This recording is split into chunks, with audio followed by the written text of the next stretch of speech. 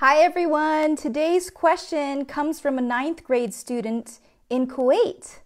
And he said, currently I am working on a project to design a house for individuals with differences like yours. I came across an article of you and your story sincerely motivated me to base my project around you. I have an inquiry on whether you could provide me with how you managed to cope with this exceptionality. In addition, are there any alterations in your household that help you live in a convenient manner? Thank you very much for your cooperation.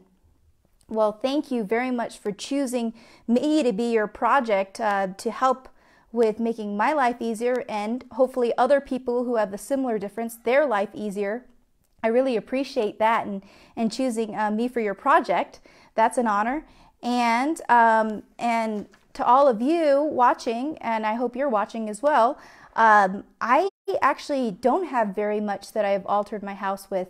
Now that I'm living in my own home, I've been able to do some things to make it easier. But over time, the most important thing that I've had in homes before is a high bar stool.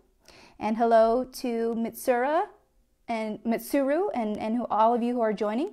So I have a high bar stool, and I keep that in areas like the kitchen or the bathroom so that I can sit on the bar stool and then have my feet free like I'm sitting now, and I have my feet free to do whatever it is I need to do, whether it's brushing my teeth at the sink or washing the dishes or cooking at the stove.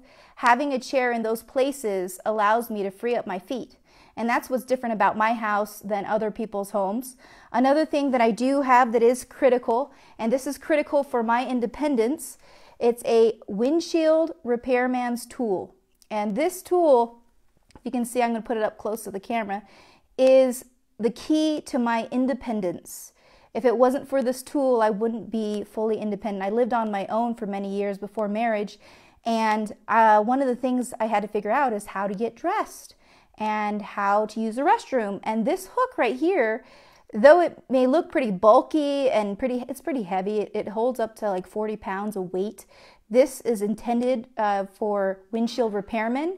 When they fix windshields, they suction this on the windshield and they're able to remove it off if they need to replace a windshield. And for me though, I found this tool thanks to the help of a therapist, and I use this tool, suction it up on the wall just like this with the hook facing down, and I'm able to get undressed. And then when it comes to getting dressed every morning, I suction that tool on the wall just like this, hang my clothing on this hook, and I'm able to wiggle into my clothing. So if you could imagine, I use a lot of elastic waistbands because it's easier to get on and off, and this tool is very helpful for that. With that, another thing that recently I've been able to do is I've been able to, thanks to my husband, use a lot of voice activation in the home. So now when I actually go into the house, I can turn on the lights, I can open up the blinds, I can lock the door, all just by voice commands, and that's all through Alexa. So some of us are very familiar with that, and it does make life easier. Hello to my cousin who's watching, and everyone else who's on.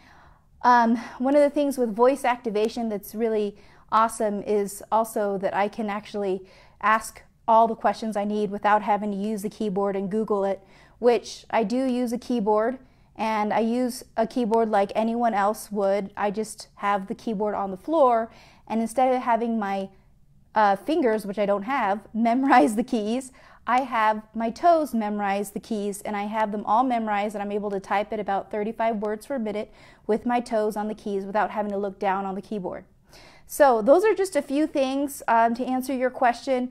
I have always wondered about making the kitchen a more adaptable place for myself because it is a little harder to reach items in cabinets, and I've been thinking about having a little foot wash station on the side of the kitchen. We don't have it yet, but having something installed so that I can have a low sink. And I've talked with an architect before, and she's designed some ideas with how we can change out the cabinets to make it easier for me to be able to reach it, as well as my husband, who's 6'3". And I need things really low, and he needs things a lot higher, so we need to find a way to meet both of our needs. And this architect has given me some of those ideas of how I can do that, which is pretty fascinating what she drew out for me. Some ideas of having a space for me in the kitchen that has everything lower, and then a space for Patrick in the kitchen that has everything higher. And the island in the middle would have different sections as well, so that I can get to that with my feet, or pull out, slide out countertops, so that if I'm in the kitchen trying to cook and do things, I can just pull out these surfaces and use my feet, and it'll make it a lot easier. So if you have any other questions about alterations in the house, adapting the home, let me know. I am actually sitting on one of the very chairs I mentioned that I have around the house to allow me to use my feet. And I'm going to play for you a little song with my toes on the keys of the piano. And hope you enjoy. So I'm going to look at the questions first. Any other questions, shoot them my way. Send me emails if you'd like, and I'd be happy to answer any questions about how I live my life and some of those emotional challenges as well, like self-confidence. How do I deal with naysayers? How do I deal with negativity? And all those type of questions. It doesn't have to be strictly related to my feet and my toes and how I live through them, but it could be other questions as well. So thank you so much for joining today, and I'm going to go ahead and play you all a song.